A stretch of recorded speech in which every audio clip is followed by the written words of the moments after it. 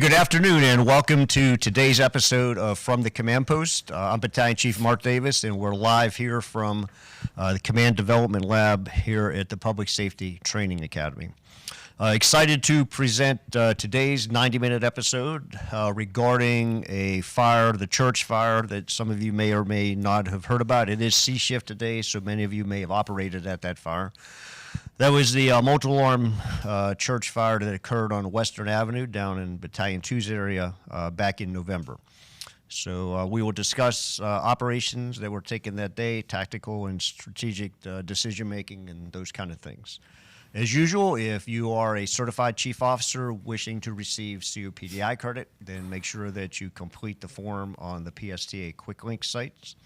If you are watching from a firehouse, as always, and you've logged into the YouTube chat, then please indicate what fire station and how many people are watching. That helps us in monitoring our viewership.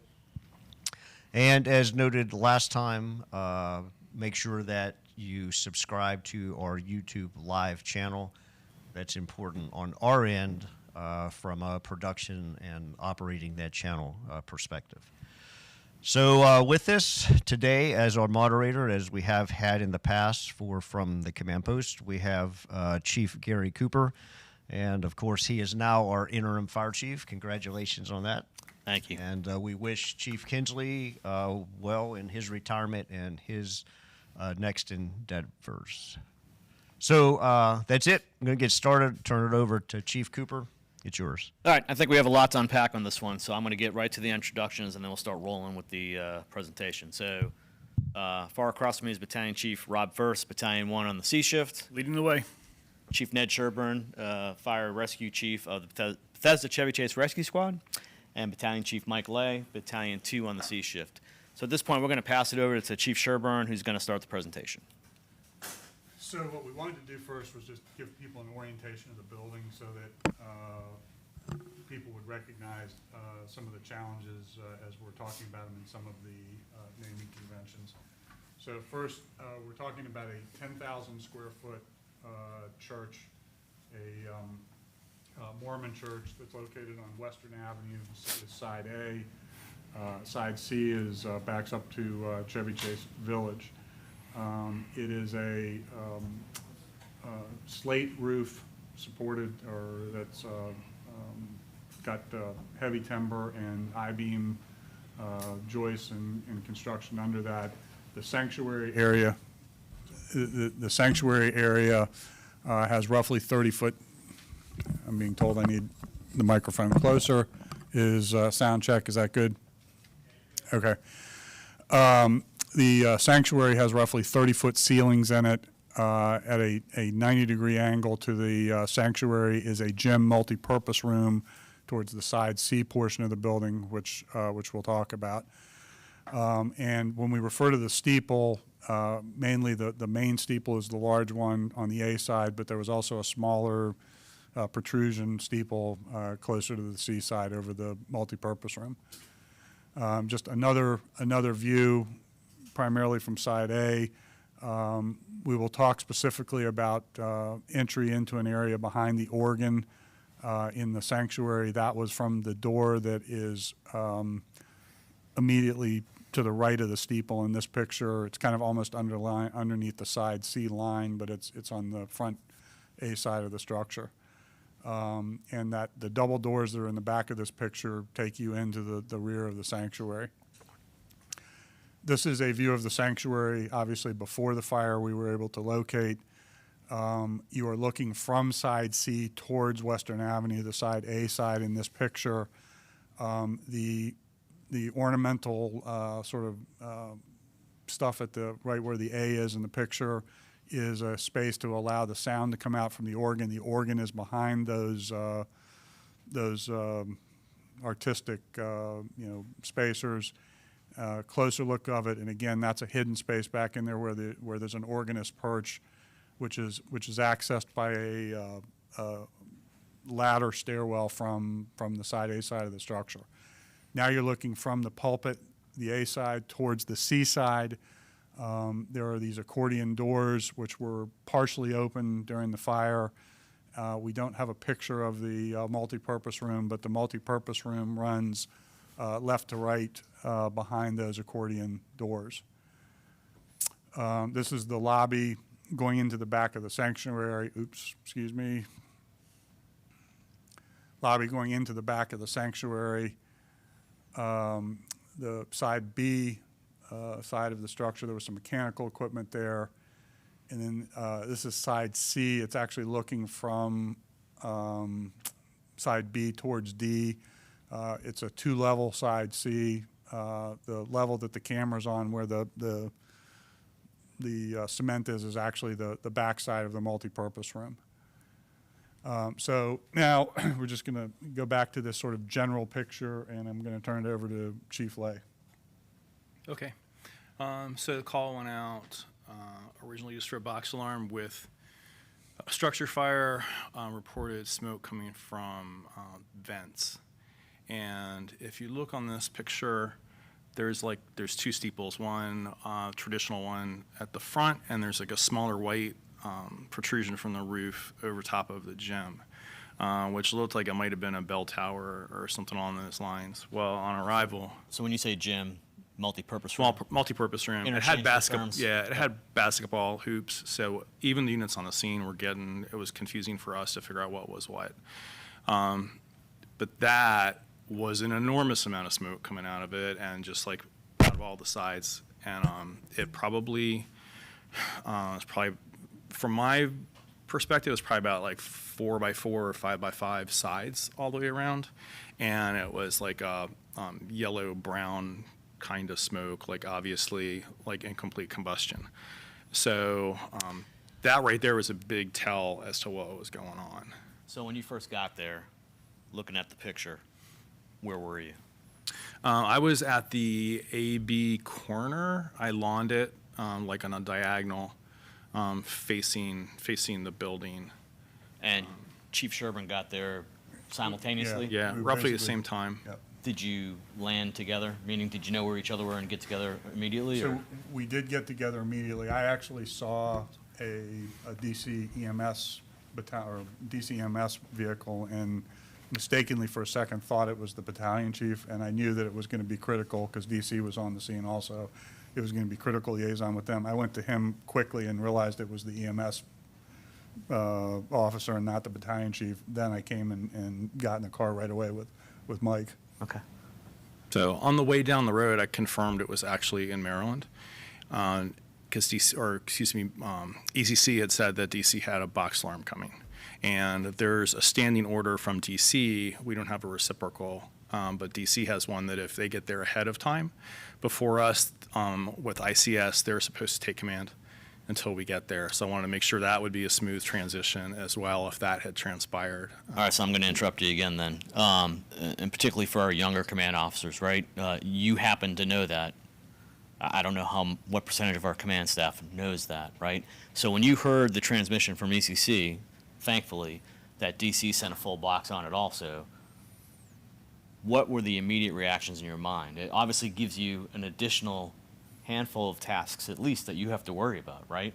So can you walk us through that? So first and foremost is who's actually going to be on scene as the initial command. And then right after I heard that, 6 had got there pretty fast and they took tactical command. So that was sort of set aside, but that only gives you tactical command at the unit officer level. So it still doesn't give me a command officer. I know there's resources coming. I don't know when they're going to be on the scene or not, but I know there's potentially additional resources. I also know that there's potential for chaos if nobody stands on top of them like a command officer and actually keeps them in check. And part of their thing is if nobody's there and they can make a difference just like we would, then they're supposed to engage until Montgomery County shows up. And vice versa. So this time we actually all kind of showed up same time and they stood back a little bit. We did have a DC truck in the street and we had DC pumpers right across the street because technically like Western Avenue is the district. So it gets a little bit complicated from there even. So as soon as I drove over the curb, I was on Maryland again. And we had units all coming around like the Delta side and everything. So there was more more of our units come in from the sides as opposed to Western Avenue, but it gave them free access as far as staging and water supply and that kind of stuff. And there was a DC battalion chief, which was DC Battalion 5, got there like almost like a minute or two after me, and offered his help as well. And I gratefully took that, knowing that we have a whole bunch of resources and I have really no way to talk to them and incorporate them. So I told him just to get in the car. So Chief Sherburne, same question for you. When you heard that, aside from what Mike just said, do you have anything? So, obviously I have a lot of experience with DC going back through the years. I was very concerned about making sure that we had an organization in place and we had control of them, which is why I initially went straight for that EMS car thinking it was the battalion chief. But after I started talking to them, just as I was getting in the car, DC units were coming up to us asking us, did they want us or did we want them to engage? And I also sort of looked around and I didn't see any obvious signs that they'd already, planted truck companies in the front yard or anything like that. So it looked to me like, and 6 had been there, roughly 10 minutes or something, because we had a 12-minute command response. 6 had been there quite some time, and there hadn't been any indication from them that they were, not coordinating. So my initial reaction was that we were going to be able to get a hold of this. When Chief Spellman, who was the battalion chief from DC, got in the car, I felt at that point that we had the right control, because he was clearly, wanting to know how he could support us, recognized it was a Maryland incident, and we started talking about how to coordinate everybody. So do you guys feel, and I don't mean to prolong this, but do you guys feel that if Chief Spellman wasn't there as quickly as it was, this would have gone in a different direction? Yes. It would have been it absolutely would have been more challenging, because then we would have had to, and I'm pretty familiar with the DC fleet map, so I would have gotten on 03 and said, and tried to establish some presence on 03. But, at that point, I don't believe we'd heard any radio transmissions on Alpha 4 from the DC units. So it absolutely was a help to have him there, at the same time. And he physically went, as we assigned the first few units from them, he physically went to them and did a face-to-face order that they were to switch over. And then he came back to the car. So he told them he was relaying anything important over their TAC channels, but he also went to the different units and he was like, make sure you're on, 7 Alpha 4. Interesting. Okay. So yeah, that was big, because they're going to listen to him. Yeah. Yep. All right. So, so I'm looking at it, and I have always have different things tucked away. And one of the things I had tucked away in my head was this fire that I knew I had read a NIOS report on not that long ago, with a steeple that fell and killed people inside the structure. So I always have that kind of stuff rolling, and I'm watching this thing for progress. I know they've been in there for a little while, and I'm watching the smoke conditions and just trying to read smoke, and it's changing. And not only is it changing, but it's pushing from one area of the eaves and then not, and another area and not so much in between the slate roof, but it's starting to a little bit and moving around. And I know there's no way we're going to vent that. And at the same time, I know it's probably only a space of 10, 12 inches that's a void of the entire length of that roof line over the sanctuary. So the idea of getting hand lines in place and hitting it from either end is just, it's a non-starter. So I was trying to get a handle on where people were, if they'd even gotten to that point. And at that point, we had a breakthrough fire a little bit over the center quadrant towards the steeple, and that negated us doing any kind of ladder work towards that too. And it was probably minutes after that I went for the first switch to go to defensive operations, kind of as a slow evacuation, but deliberate. So how long were you there before you pulled the trigger to go defensive, and what triggered you to pull the trigger to go defensive? Not quite 10 minutes. The fact that they still hadn't located it really, a couple of people said they had eyes on, but that still looking at it and the size and scope of it, it was kind of useless. I knew it was useless. And the fact that none of that smoke was, none of it was converting, showed signs of converting. It was all incomplete combustion. And they'd just been there too long. And I knew it was just, So red flags were yeah, flying. about all over the place. And I knew there were people in there, and I didn't quite know where they were, but I wanted them out solely because I honestly thought the thing was going to come down. And Chief, I would also just sort of add, it was about 19 minutes from dispatch. It was roughly 10 minutes from when both of us got there. That's important, yeah. So, and it was, when I first got in the car, I because we both got there together, there was no chart put together, and I knew that was going to be a critical issue with all the different units in DC. So I immediately started working to go to the chart. And one of the things I've been asking myself, to the command officers is, should I have been in the chart or should I have been on the CAGs? But we were kind of talking, and we knew that we were, living on borrowed time. So as you reflect, I spent time on the chart trying to put that together, not on the CAG cards. so as you reflect, was that the right decision? Yes, I mean, I think in hindsight, it would have been nice if we had evacuated a couple minutes earlier, but I'm just not sure, I think, the telltale signs with 51 having a hard time getting access, and there being no sign of problems in the sanctuary until there were problems. I think we were ahead of the collapse. It would have been nice if we'd done it a few minutes sooner, but I'm not sure that is practical. Yeah. So I don't know where to plug it in, but I have audio from that moment. And you can hear Furst's report of a collapse, but not a mayday, right? So I have to clarify, in fact, is this a mayday you're trying to call, or are you just telling me that something fell down? So before that, and you're more intimate with the timeline than I am, but my recollection is before that, you ordered the evacuation. Yes. And a short time later, you get a transmission from a tower ladder in there saying, hey, we're up in the attic and we can't reach. And this is clearly after you ordered the evacuation tone. Yeah. Okay. So they said they did not hear it later, but I knew, like, I wouldn't say panic, but that was like a straight up, very solid concern of, now I've got a unit that I can't get to. So I had to actually reallocate 2 units to get them out, just to protect them because I wasn't sure. And that was before the collapse even. More red flags. Yes. Yeah. So now I've got to tie up 2 other units that are, anything inside that sanctuary is in a hazard, like serious, danger to life and safety.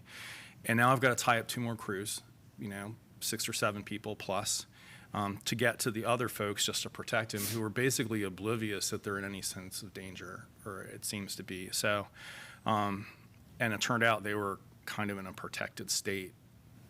If they hadn't been, then. But you didn't know that, I right? had So no that. idea. And where they were telling us, they were disoriented towards the sides.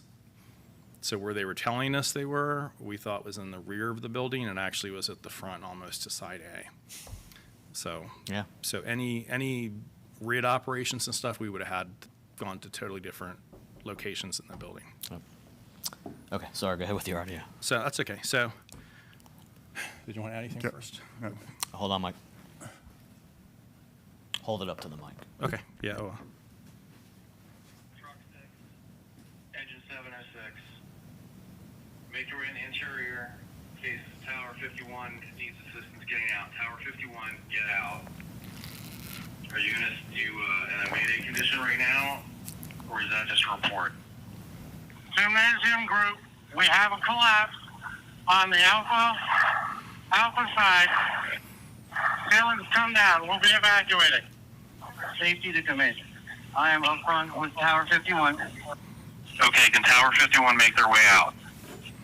They are climbing down the attic access now. The collapse is going to be towards just behind where that steeple is in the main service area. 707 to command. 707 to command priority. Go. We believe we had people operating in the area of the collapse. Rescue Squad, DC Rescue Squad 1's doing an assessment now. It's already come down. We have heavy fire above us, but we have access to the area to do a quick check. Rescue 1. Correction, Rescue Squad 741 is going to help you work with DC Rescue 1. Just to verify that everything is out of the church where the collapse is. Can you pause there for a second? So again, for the command officers, well, for everyone paying attention to this right now, what reaction did your body have when you heard Captain Sanchez say that, right? And it's, to me, we know the voices, right? But we just happened to work with those people for a while. If we didn't know the voices, it's not clear to me what's happening, who's trapped, is somebody trapped, what's going on, what was going on, your heart racing, sweating, So I didn't understand the magnitude of it. I was thinking when he said, "Oh, we have a partial collapse," I didn't understand the size of the sanctuary.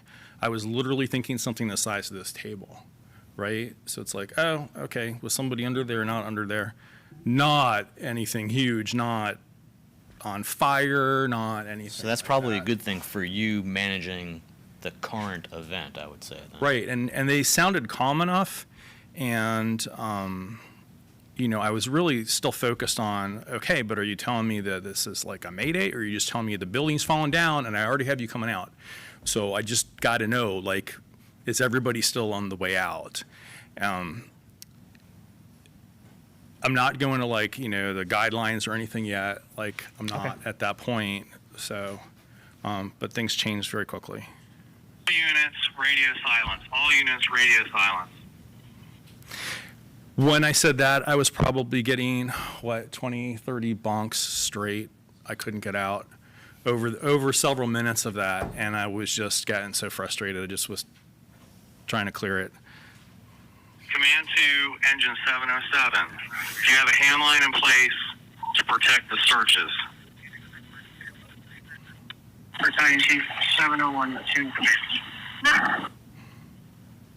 Engine 707, did you copy? Do you have a hand line in place to protect the searches? Okay, at the I got it. collapse? So Rob, where were you when this all happened? I was standing next to the 707. Inside with them. Yeah. So Okay. I showed up. It was a little bit before I got there. I did a circle check. I reported my findings to Chief Sherburne. Chief Dimitrios was already in the vehicle, and the vehicle was filled with chiefs. So I was like, oh, I'm going to put my gear on, and I'm going to do something. So I put my gear on. I walked back to the command post. As I was walking back to the command post is when Chief Leigh ordered the evacuation. And I looked at the building, and I saw a DC engine pushing a hand line into the sanctuary through the front door. It would be the side Delta door, side Alpha Delta door. So I knew people were still moving in, and they were supposed to be coming out. So I walked up to that company. I said, time to leave, right? And then after that, there was the talk of the collapse, the initial collapse. I made my way into the sanctuary area, gym sanctuary area. I want to note specifically that when I walked in, the sanctuary ceiling had collapsed. It was most of the ceiling had collapsed. Maybe about half of the ceiling had collapsed, and above us was just rolling fire. It was like the flashover simulator, except you knew that the entire ceiling in the sanctuary was on fire. Right. I wish I had a picture of it. It was the most amazing thing I've ever seen. So, DC Rescue Squad 1 was digging in the rubble. It was plaster, old, like really heavy plaster, and the metal that holds the plaster up. I don't know exactly what that's called. I think chicken wire or something, right? Chicken wire's good So, enough. yeah, and the insulation was falling down, and DC Rescue Squad 1 was digging by hand with a purpose, as if they had seen someone go down. They were already on air. They were digging. I saw. So that was Captain Sanchez's priority message. We haven't gotten to the Mayday yet, correct? Right, correct. Okay. So Captain Sanchez was speaking about that they thought they saw people there, and I was saying, who are we missing? Who are we missing? Because I heard Tower 751 was safe. I didn't know where Truck 706 or Engine 706 were. So I was trying to figure out what exactly they were doing. Right? Who did we see? Why are we digging with such vengeance? So I'd stepped out of the sanctuary into the gym, or multi-purpose room, and ended up speaking with Lieutenant Maloney on engine 706, and then it was Lieutenant Smolinski on truck 706. But that threw me off a little bit because I think he still had a 15 on his helmet, so I was trying to figure out exactly where they were, Yep. if they were even, right? So I knew they were good. I was turning back to speak to Captain from engine 707 when it started going sideways. So I wanted to insert myself with a smooth voice, a calm voice to try to calm everything down a little bit, and then grab Chief Leigh's attention so he knew I was back there with everybody and I was trying to get my arms around what was happening. And then, Okay, so the fun keeps going. 707 to command, we have 2 handlines. Okay, do you need the rest of the rig? Mayday, mayday, mayday, in the gym. Okay, when I asked about the rest of the rig also, I know I've already got several units inside in harm's way, and I wasn't going to send anybody else in if I didn't have to. So, one, on the premise of whoever's closest is probably going to affect a rescue, but also I was trying to really be measured as to how many people I put in. Before you hit play, so at this point, are the two of you communicating? Or are you guys just trying to come up with the best plan and Yeah, I mean, Mike was really managing it. I was really just trying to, I was thinking ahead about personnel accountability, and it goes back to the chart and making sure, because I was concerned that we had so many different terms floating around: gym, multipurpose room, because it didn't make sense to me. Some of the transmissions I heard from 6 and 11 and Tower 51 didn't make sense to me, that because I thought some of them sounded like they were in the same place, but then other transmissions sounded like they were in different places. So I was really trying to think, okay, if we're going to have to search or do something, where are we going to do that? these are all Yeah. valid major issues? Right. Yeah, and because they came in on side Charlie, I wasn't even sure if the gymnasium was even on the same floor as the sanctuary. And to put it out there, from the time of dispatch to from the time you get on the scene to all of this, you didn't have time, right? You didn't have time to put in clear English. We're going to call the gym / multi-purpose room the gym. We're going to call the sanctuary this.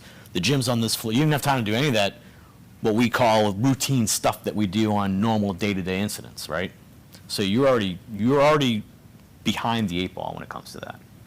Yeah, and the crews, so 7 was telling me, like, at no point did their thermal imager ever hit 80 degrees even inside underneath that roof, because it's 30-plus feet over top of them and plaster totally and clear, lathe, yep. right? So the whole room was totally clear. So, we're looking at a huge red flag, and there's no situational awareness happening except for the 2 units at the top. if I can speak on that plaster, when we were doing master stream operations, we hit the plaster with a straight stream on tower 718, like a smooth bore, at however many gallons a minute, and it did not break. Yeah. Right. So, like from underneath into the window, trying to stop an attic fire. And it did add to the structural compromise. Yes. Yeah. Okay. CC Rescue Squad 1, 6 been hit. Alright. Truck 706, rig units, Mayday, gymnasium. Have a collapse with DC Rescue Squad 1. Battalion 701 to command, I am with DC Rescue Squad 1. They are underneath of the rubble. I can take the Mayday group if you want. A rapid intervention group. Alright, I copy. They're under the rubble. I want lines in place to protect them. Copy. I want hand lines in place to protect them while we initiate rescue operations. DC Special Operations Battalion here to command. I'm in the gymnasium with Rescue Squad 1's crew. We have 2 lines on the fire right now. We're trying to extricate them from the glass. Can you pause that? Did you have any idea he was in there? No, that person magically appeared. I don't know where they showed up from. How far was he from you when he made that transmission? I didn't even know where he was. So, like, he was with the other firefighters, but within 10 feet. Yeah, right? okay. So, unfortunately for us, and I was trying to get a hold of it, was engine 707 was transmitting, I was transmitting, and then all of a sudden DC Special Operations Chief was transmitting.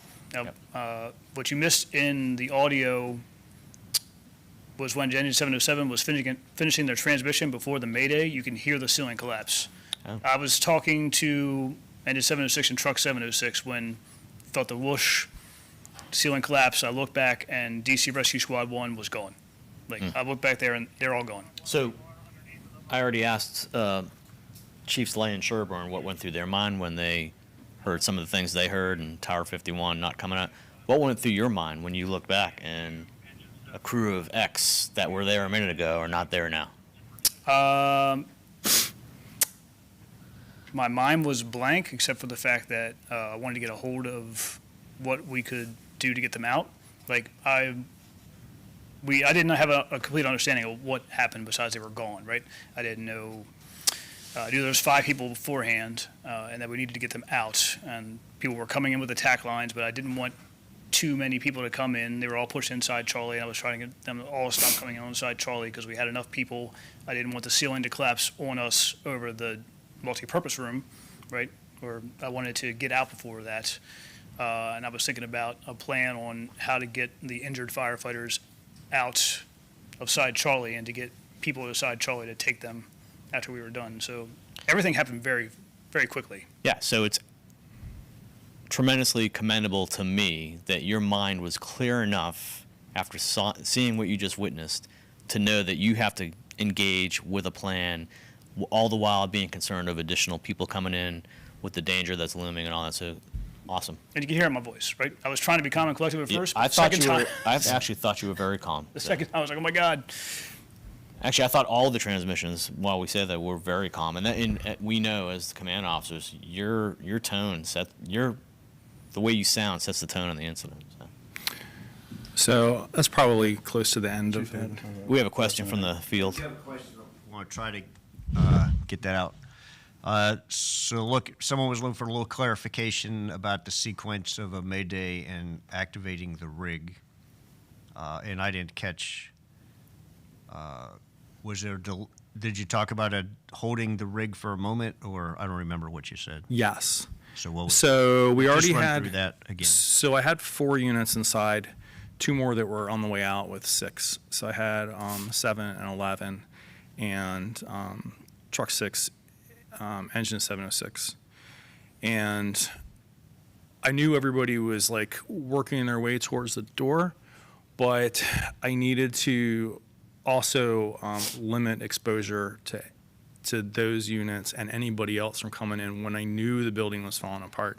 And I wasn't able, like, from where I was to assess, like, the scope of that. So I didn't want to actually just expose anybody else to going in and potentially being trapped further. So I figured I've got units in there, they've got equipment, I've got a truck, I've got 2 hand lines. So if all the debris is on fire, which I assumed it was, and they were buried with that, hopefully they could protect that, knock any fire that was on top of the guys, so they weren't burned as well, or, try to limit that. But have the rest of the units standing by. So I actually had the RID company try to assemble, but at that point we didn't have all the units for the RID together. So that was the other piece of that. Some of them had tried to were nearby it, but we didn't have a full 9-10 person crew sitting there in the front yard. That just didn't happen. So they were close, but I had a whole bunch of people right inside and ready to go. So it seems silly to pull people out and send more people in. So, yeah. All right. Separate question, unrelated. I'll try to do them as they come in. So someone asked, had either Chief Leigh or Chief Sherburne been in charge of a Mayday before? We don't have many of them, right? If we think of hey, I've never had one, or had one a long time ago, or. So unfortunately, I was also on Twin Brook Parkway. Gotcha. And I think actually, Gary, you skipped over me when I first thought or what I first thought, but my first thought was, my God, this isn't going to happen to me again. Oh, But after I cleared that thought, and that's why I really went to, I need to start thinking about where we're going to look for these people, if we have to look for them, as Mike was talking about, second lines and all that stuff. So I did have that experience. Myself and Alan Hine were, I was also the command advisor on that call as the VDOC with Alan. For me, I had not, but every day I come to work, I expect it to happen. So that's just, I always come in planning to run the absolute worst thing I can possibly run, and then everything is easy from there. all right. I'm going to pop another one out here because it hopped up to what was the occupant status of the church? And this was daytime, right? Weekday, daytime, yes. It was, and there was some miscommunication about somebody being inside it. Is it a school as well or not?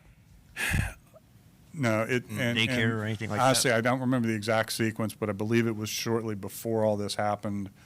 Rescue Squad 741 had gone in and done a quick search. Had identified one, we'll call them a parishioner, sort of almost a street person, because there was some concern at one point that Gotcha. FEI needed to talk to him to identify him, but it turned out that that was solely a coincidence. It was an accidental fire, but they identified him. There was one, I think a manager or something that was out, but we were, the occupant status, I wouldn't say it was completely resolved, but it was tending to accounted for. Who are the rig units? 754, truck 710, and tower 719. Gotcha. So I guess they didn't take too long to get there, right? Probably not. Not 10 too might, I guess. long. 19 Either way, would you're be still looking different. like Bit of a run 10 for plus. 19. What's that? It's a bit of a run for 19. Yeah. They drive fast. They do, and the other thing that they do, and it was a lot of distance to cover for everybody. The other thing that transpired too was ECC was like super proactive on it, and as soon as we were having like the Mayday kind of conditions, they sent a second RID dispatch. So first of all, because of the scope of it and because of the Mayday situation and everything, so they just sent us more help without having to ask for that. Okay. You want to finish with the rest of your audio, or you want to move on? I'll move on from there. That was probably the exciting part let me see if I can get when Ray actually calls and hear that. Battalion Chief 701 2. Engine 707, did you copy? Do you have a handline in place for protect the searches at the collapse? Was that before or after, Rob? Command, we have 2 handlines. Just getting ready. Right there. Okay, You're right there. the rig. That was the ceiling? That sounded like water flowing to me. In the jam. CC Rescue Squad 1's just been hit. So yeah, you just hear this brief rush, and I that was thought that was that. water flowing. Your Yeah. usual noise, background noise when you're in a burning structure. Right. And then you had asked me something earlier about staying calm through or whatever, and on that audio there is one clip because I had the mic keyed up for too long, and much to my chagrin, someone on a previous shift had spilled something on the microphone, so the thing wouldn't release anyway. So that was making me nuts. So I actually had to switch out mics in the middle of this incident. And listening to audio, you can hear me just sigh, because it's like, okay, deep breath, which there's nothing wrong with doing for people to do.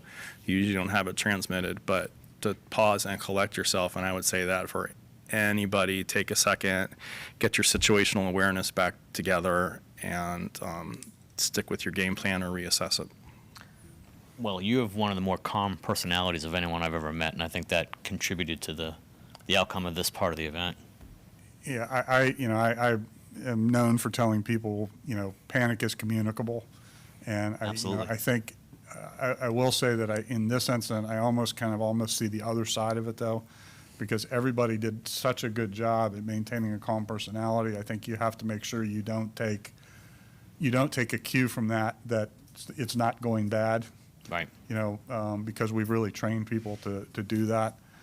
I think the other thing we haven't mentioned here is, I want to thank MCFRS for all of the work we've done to have people do what they're supposed to do and do the SOPs and be where they're supposed to be, because one thing we have not talked about is that we did not give DC Rescue Squad 1 orders to engage, and that was a complete surprise when that all occurred. And I will also say, speaking for the DC Battalion Chief Mike Spellman, he was surprised as well. So he had not told them to engage. So that, that was kind of an unforced error that we had to deal with.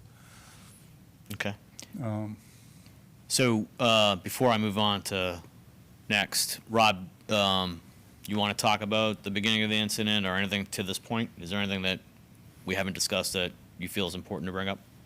No, we talked about the red flags, and I was concerned as soon as I heard the amount of transmissions about not being able to find the fire, difficulty finding the seat of the fire. And when I got there and saw the amount of brown smoke pumping out of the building during my walk around, my 360, I knew that we were in a bad way. And you had already seen that. He just validated it for you. Is that right? Yeah, but he, like, my vision, first of all, I couldn't see just past the side A, B, a little bit of that. I couldn't even see all the way back to that back turret.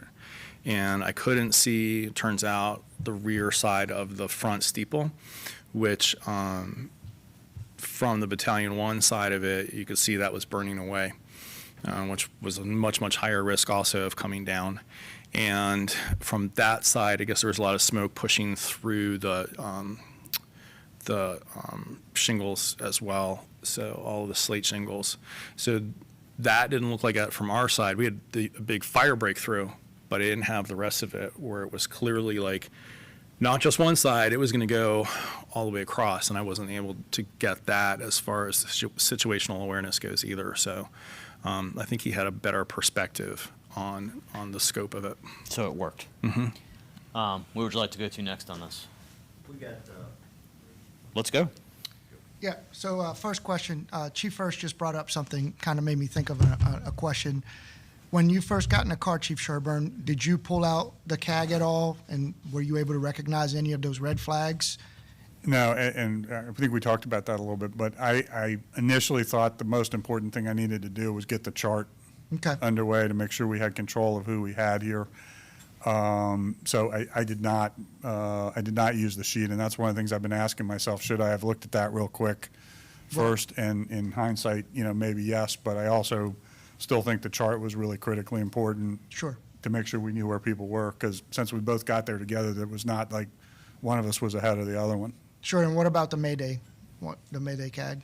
Was that ever considered? Did you No. guys ever talk about it? No. Any ideas why or why not? There's some things on there that weren't relevant for this one. Some of it is just reading it. And I'm a big checklist person, so it's not like I'm disregarding those. Like the red flag piece of it, because we've really harked on those the last couple of years anyway, right, with the command lab and everything. And by the time you get to like 5 in your face, you just know things are bad, right? So it's like there's no reason to like just count up to 8 or 9, because it's still time to just disengage. And the MAYDAY, I've run through a bunch of different scenarios, and this wasn't really one of like, hang tight, we're coming to get you, where it might be somebody who's just trapped in a different space or anything. This is just a straight up like, they're buried, I need to protect them, I need to locate them.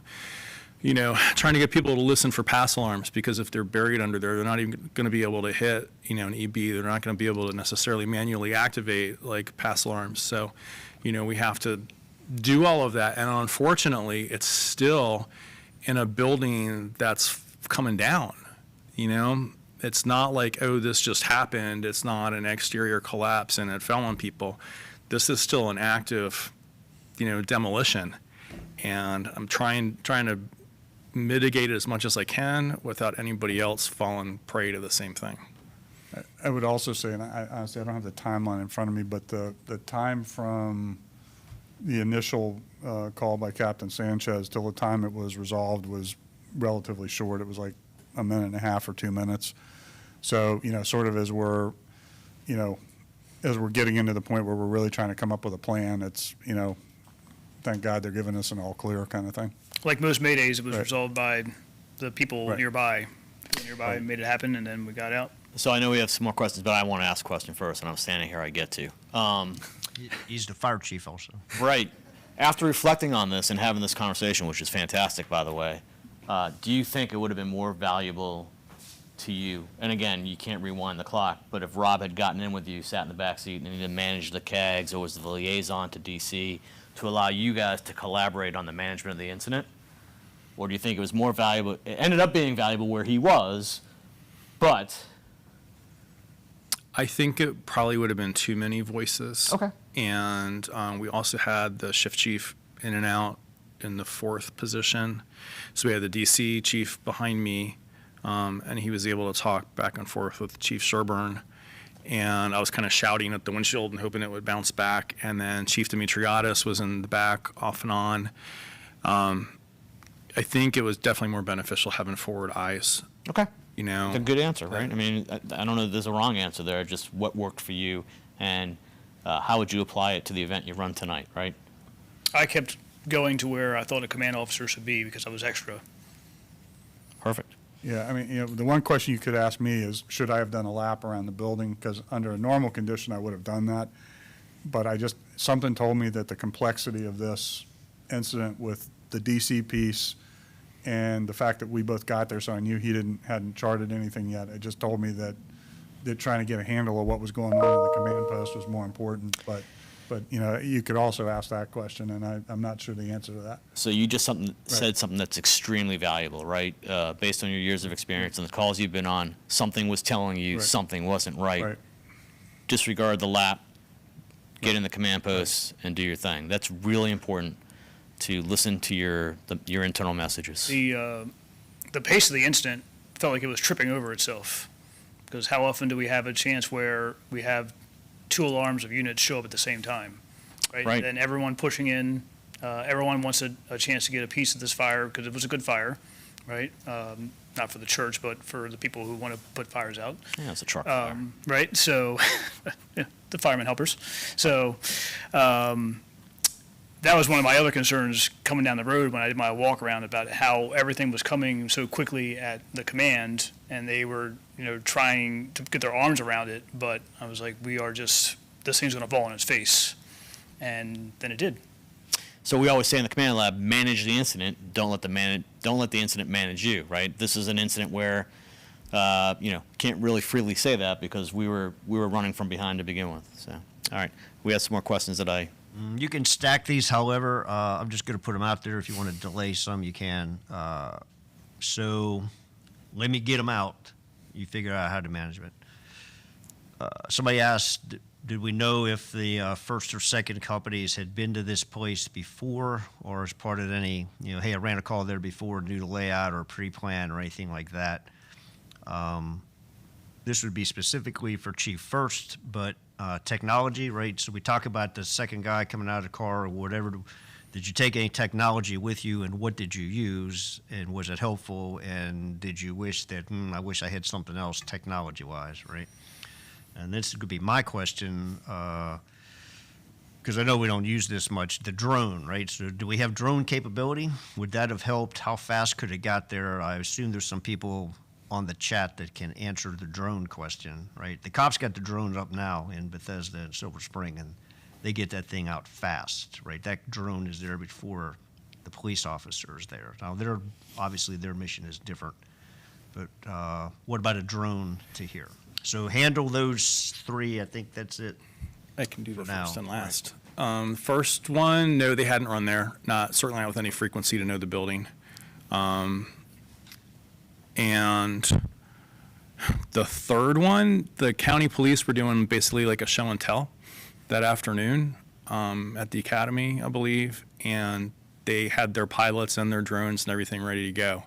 So special ops put in the request, and they were there. Not obviously before all this stuff transpired, but they were there pretty quick. So the And footage we see, that's a fire department drone, MCFRS? Whoever SAD, whoever the Yes, I want police to go drones back come to from. we have a drone. Yeah, we have more than one drone, yes. So I don't want to get too far into that topic in this venue, but yes, we do possess drones. They are not flying yet, or now, I should say. So speaking about the technology, ever since Lieutenant Nate Flynn from Howard County died, I've watched the the reports from afterwards, and the command aide walked around and took pictures of the video or pictures of the building, but they were all like 3-second snaps. It was a live picture on the iPhone. So ever since I saw that, now I take video walk around for cases like this where we had to put it back together. So I did a video 360 and then took pictures while I was doing the video. That was the only technology I took with me out of the vehicle besides my radio. Imager? I had my imager with me when I was inside the building. I did not use it. So I just want to make sure I understand. Did you have your phone with you when you were dressed, getting ready to go in, or? Yeah. Okay, so that you take it with you. You don't leave it in the car. My county issued phone, yeah. Okay, that's important, right? Yeah. All right. One other thing that we do occasionally, and it's definitely very occasionally, is all the battalion cars have iPads, and we've just set up, if it's a huge building or complex one, we can set up and just FaceTime live to the command post the entire time, so you have just eyes on from the rear or side or whatever the whole time. But that takes some planning and some forethought to do that, and a lot of times we just forget till the call's over. Which we did do on this one. Yes. Yep. Yep. So I would just like to add one thing on the drones. If we're going to use the drones as a tactical decision tool early in the incident, I think we would really need to train on that and figure out what it's telling us and how we're going to use that. I will say the police drone was very useful, particularly at the end of the incident, because that's how we finally decided that we'd raised the water level to the fire level enough that we could leave. Because you could really see that the fire was out, and we had some background heat, but we quickly figured out, because it was the same as the building across the street, that it was really just heat that was being held into the structure. So I mean, it was very useful. When we left, we were confident that we weren't coming back because of the drone. Did they fly the drone inside the building? Not inside the building, but they Right. got us really good aerial views now, and the SOD guy was not 100% sure about exactly how the thermal capability works, so we were kind of flying blind with our knowledge of thermal in general and what they were giving us. But like I said, that was valuable, because I felt pretty confident that we put the fire out when we left. Chief Hinkle sent me a link for the drones so I could look at the two drones. They had two up, and they were switching between, one was thermal and one was just regular video, and I was able to use that to direct the attack lines. There you go. This is I was able to use if that they to- could switch to the PowerPoint. That's one of the, I don't know exactly what point in time that was in the incident, but that's one of the drone shots. Right, so I was able to use that to direct the master streams to the correct area of the burning structure. So to be clear for the audience, that's the infrared shot. That's the infrared, yeah. Yeah. Okay. Anything else on the agenda from you guys as far as we want this to start leaning towards? I don't think, once we wrapped the MAYDAY and once we did the PAR checks from that, and switching to solely defensive, then it was a little bit easier, and just I deferred a lot more to the other chiefs on the scene to coordinate the master streams and such, and we just kind of wrote down where they were, but we weren't, assigning anybody here or there. DC, I guess we were trying to not hold DC forever, so we cut back on their assignment quite a bit. The two guys that from DC Rescue 1, both of those declined any, refused any medical attention when they came out. So, All right, so I have a question then. Were you getting ready to say something? No, go ahead. So my question is this, and I want to ask it because I want to open up the conversation I want to provide some clarity to the listeners or the watchers. So in the after action, we talked about, and prior to the after action, we talked about not switching DC units to our channel at whatever point in time or until whatever point in time. So one of the things I've heard is a question that, well, first I want to say when I got there, it was my impression that DC were really good partners in this thing. And there was a really good flow between you guys and the two chief officers that I interacted with that were sitting with you at two different times. So if the DC battalion chief that was with you in the back as the liaison, why switch? I'm trying to get this question right? Why switch to 7 Alpha 4 when you have a DC battalion in the back seat talking to his or her units on their channel? It's been compared to, well, when we get a greater alarm, the third chief officer in the back seat typically talks to them on 7 Delta or whatever. What's the difference? And then when the DC battalion assigns them, switch to Montgomery County 7 Alpha 4, or is that just too cumbersome on the scene, right? So My thought, and this is a little bit philosophical maybe, and not specifically this call, but my thought is, leaving them on the DC talk group as a staged unit is perfectly fine. It's no different than having them on Alpha 5 or, whatever we would stage our units on. Once they engage, honestly, I would prefer to have them on our talk group because, I look at our radio channel as an open communication. It's almost like being in a meeting. And just because they're not a direct party to a conversation, meaning we're not calling and saying, command engine 720, or excuse me, engine 20, and that was also a confusing issue because we had units with the same numbers, Yep. or the same station numbers, but 7 and 0. But, they're not a direct party to the conversation, but it's important to them that they hear that this or that thing occurred, so the one thing I do have is that the downside to having them staged is that they're not hearing, what's going on, because unlike us, they probably, don't have multiple radios to listen to the. yeah, so maybe I didn't But ask right.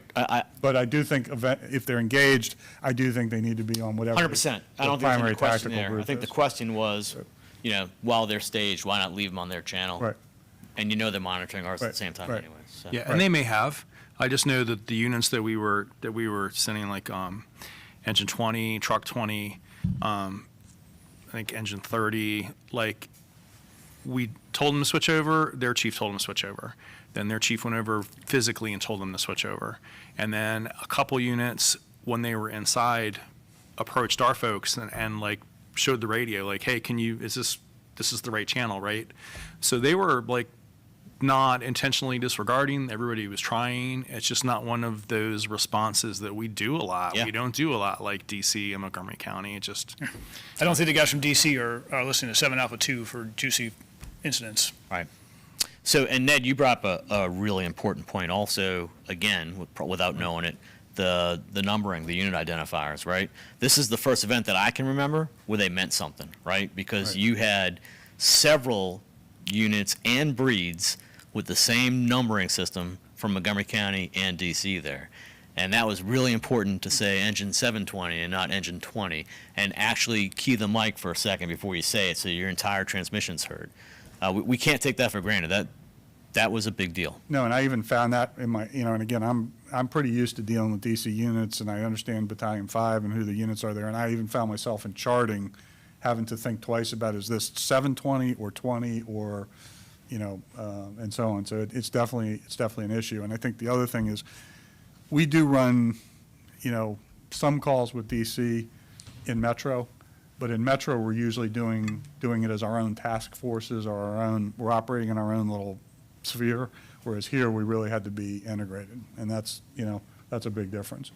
So to stay on the communication side of it real quickly, when you were calling a DC unit, did you start by saying command to DC? Okay. I defaulted to how we used to do it. Yeah. Yep. Okay. Did you say you had a question? Yeah, actually, actually, it's more of a comment, and it came from Captain Sanchez, right, who's in on the chat, and he talked about, and this you already may have spoken about a little. He says at one point prior to the initial collapse, there was a witnessed rollover or backdraft or something in the total length of the attic, and he's not sure, since he was there, he's not sure if that prompted the evacuation order or not, but his opinion is that the order did save lives. And then he had a follow-up that said prior to that evacuation order, there were some crews operating in that collapse area. So in other words, they had evacuated that collapse area before that. Can we show my 360 video? Did we already show that? Can I address that one real quick? Sure. You can, while you're- and then let me make one comment just about that numbering stuff. So I was, this is just for me, this was a bit, when we had the train collision, the Metro at Fort Totten, right? So it went there. And even though we had the COG numbering system, people reverted to, right, battalion, Montgomery County battalion chief or whatever, right? So the numbering system is that it's supposed to work, but in that particular case also, and that was not long after it, so I give, a little bit of leeway there. But still, I think if the numbering system is becoming a problem, not a problem, just you really do have to be good about clarifying that, right? So, however it worked out, but yeah, and then on that Fort Totten, right, we had Fairfax, we had Arlington, we had multiple ambulance buses, medical task force, all that stuff there.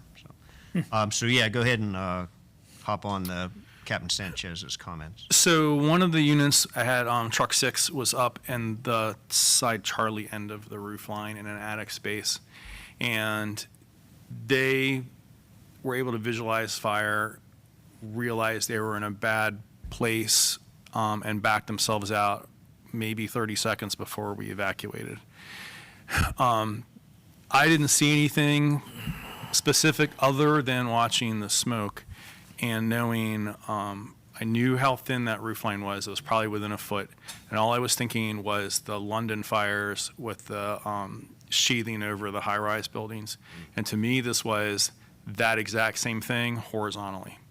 Yes, sir. And I knew it would be going through. I knew it would be affecting everything structurally in between. And I knew looking at the length of that building, there's not a hose line in the world that could have knocked any of that without actually breaking the structural integrity on the lower half of it or even getting into the fire, because I knew it had to be just completely involved. So that was just gut instinct, hunch, whatever you want to call it. But I didn't see it happening other than signs that like implied that's what was going on. The 360 video is a really good show. Yeah, that's like pretty that'll show you what exactly we saw from the outside. Hey, Chief! Hey, Chief! Have you guys come up on 7 Alpha 4. 7 Alpha 4. That guy has a great command presence.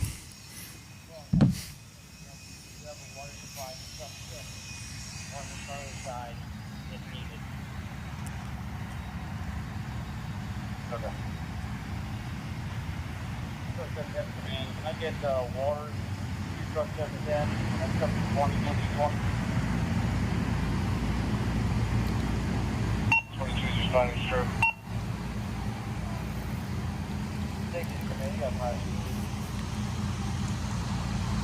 Okay, and truck 10, DCH 20 get your water now. Thank you, and now you can, what we talked about with the roof, the hole, we're not going up. We have fire going up. Copy. Rob, where are you right now? Side C. The open double doors there that don't have a window is the entrance into the multi-purpose room. And now you're approaching the Bravo side, correct? Yes. Yep. Cooking pretty good. Command at DC, truck 12. Your location. So, Mike, that's the fire you're talking about breaking through. Correct. 740, mobile area unit 753, operate 7 Alpha 5, watch area 62. See the steeple in the front there? Yep. It's pushing up. So I'm talking to help the audience understand what we're looking at. Can they hear me? Okay. So I was scared when I walked around and I saw the fire coming out and the amount of brown smoke coming out of the building, out of the roof line. And so then I walked up to the command post and I said, we should probably be out of this building. And then we started moving on that. So the message was clearly delivered by you then, right? I mean, I hope so, 'cause there was no misunderstanding. Hey, it's time to pull out. I hope so. You have to find out from Chief Sherburne if he received it, because he rolled down the window and talked to me. I didn't Yeah. want to talk to Chief Yeah. Leigh because I Yeah. knew a lot was going on right there. Yeah, and seconds after that, we're, calling the evacuation. We were all like, I think universally, Chief Demetriadis, myself, Chief Sherburne, Chief Furst, everybody, like, the signs were all right there that it was just like, this is just going south, Yep. and we need to try to pull out and recover. And this wasn't like it's kind of a reset, but it wasn't a reset like we're going to do anything interior. This was like, we're just going to reapproach this entire thing, but I need everybody out alive. And they had a totally different view inside, right? They had fire rolling inside on truck 706, and we didn't even know it. Right. Right. Right. So, since you guys said you don't have really anything else that you want to put out there, I'd like to start wrapping up with a question Okay. that I want each of you to answer, right? So, if you were, based on this incident, what have you learned, and what would you do differently on the next one? And the answer can be nothing, or it can be going forward, I'm going to do this instead of this, or whatever. So, Mike, I'll put you in the hot seat first. I would like to say, especially teaching CRM and doing the checklists and everything, I would love to say that I will have the wherewithal to pull those out each time. I think when we do them on the routine incidents, you remember it, right? And I know you can't remember like 10 out of 10, you'll never remember that, but 8 out of 10 is probably good enough most times. But you run the checklist in your head like quite a bit. So that was helpful. The most important thing to reinforce with this is like still trust your gut. If you're a unit officer and you feel things going south, trust your gut and get out and say something, because who cares? It's a building, end of story. So if I do that, I'm happy. I can go back to sleep that night. I know I didn't lose anybody and everybody went home. So yeah, this one definitely reinforced that for me. I don't know. I think we overcame a lot with this one and just trying to stay organized with it. But things up here definitely helped with the command lab and just doing laps of incidents, So just to build on what you said about the CAGs, right? I remember within the last 12 months, I want to say it was Chief Bailey put out an email talking about incidents that didn't go so well that we were engaged in the county over a period of time. And through his studies, it was learned that in the ones that did not go so well, or well we would have liked them to have gone, the CAGs were not utilized. So something to keep in mind going forward. I think the only problem with those is something like this. You'll lose situational awareness. I'm just reinforcing the I'm message. Yeah. And I get it, but it's the plane crashing kind of thing. It's like you have to have your co-pilot do that. But if both of you were completely wrapped up, you needed to have the navigator to do it. Yep. And at this point, we didn't really have a navigator run through and see what we had missed. It was just. Yeah. And I don't want anyone to think I was challenging your guys' decision making. I was reinforcing the point you were making. Oh no, I totally get it. Yep. I appreciate it. Ned? So, I mean, that's definitely a question that's still open in my mind, and I'm going to make more of an attempt to, to do that, to use them and to, try and get that in my plan. I think this was very complex. I think, the DC element added, an interesting piece. I was actually pleasantly surprised at how well we got along with them. I think just we haven't mentioned his name, but Bill Dunn did an excellent job in the second half of the incident, being the water supply officer. The location of the incident helped us tremendously with water supply because we were basically taking half of the towers and trucks off Montgomery County and the other half on DC. So even though we asked for WSSC to increase pressure, it was never needed. So, I mean, there were a lot of things here, but it's an open question in my mind into how to integrate that, but make sure you set the right priorities. Because, like I said, if they'd said the word Mayday and we didn't have a chart and we didn't know where people were, I'd have been more mortified than I was. Yep. So I just, that was the priority I set. Well put. Yep. Rob? It's not possible to prepare for how quickly things go bad. Right? I was in the building when the second collapse happened, and I am still surprised at how quickly it was like DC Rescue Squad 1 was there, and then they were gone, right? And then that's a lot for everybody on the scene that's inside and outside to be able to process and react to. So I was in the command post, but when we did the second evacuation, I specifically recommended to sound the evacuation tones, because I know from my time with a couple other incidents, when you use the tools that communications has, like a long alert tone or an evacuation tone, it gets everyone to stop and listen. So I wanted to make sure that we had that tone. Anybody left in the building that I didn't know about could stop and listen, and then Chief Leigh could vocalize the evacuation. Also well put. Right. And we do have more from the field. Is that A right? couple things. One question is, did the folks at the command post, did you know that Chief Furst was inside the building? Yes. And then, because it's easy to lose our chief officers because we don't think of them sometimes till afterthought, so it was good. And are in the Battalion 2 car, are the Mayday and the second chief CAGs on the visors, or are they in a binder or something different? My recollection is they're in the visor. Both. So we have them in the visor, and we have a set of them, full sheets, in the console behind. I appreciate do you find guys. that. I can't say I've been in every battalion vehicle in the last month, but You sure? Telestaff ladies only directed me to a couple places. Gotcha. I guess the other folks come to work. I don't know. But there does seem to be more of a binder situation now, right? I know in Battalion 1, I think Chief Furst may have put them together under Fitch's direction. But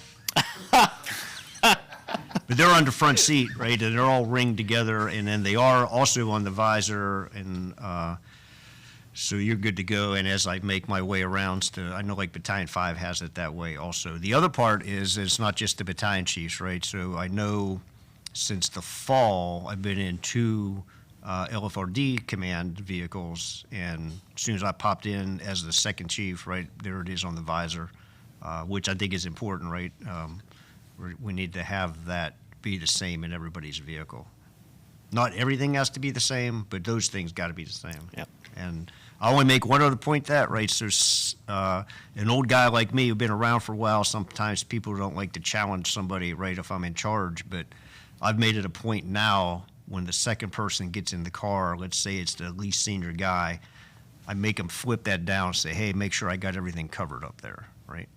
That kind of takes the pressure off of them, but telling Chief Davis, like, hey, dude, like, you didn't do 5 things up there, I just say. So I would encourage the first chief, when they take a breath, say, hey, take a look at that real quick, make sure I get everything covered.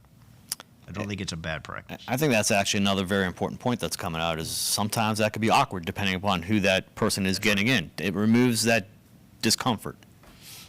I look forward to the day that I can tell you did something wrong. All right, guys, I think we'll bring Chief Davis back up and wrap it up.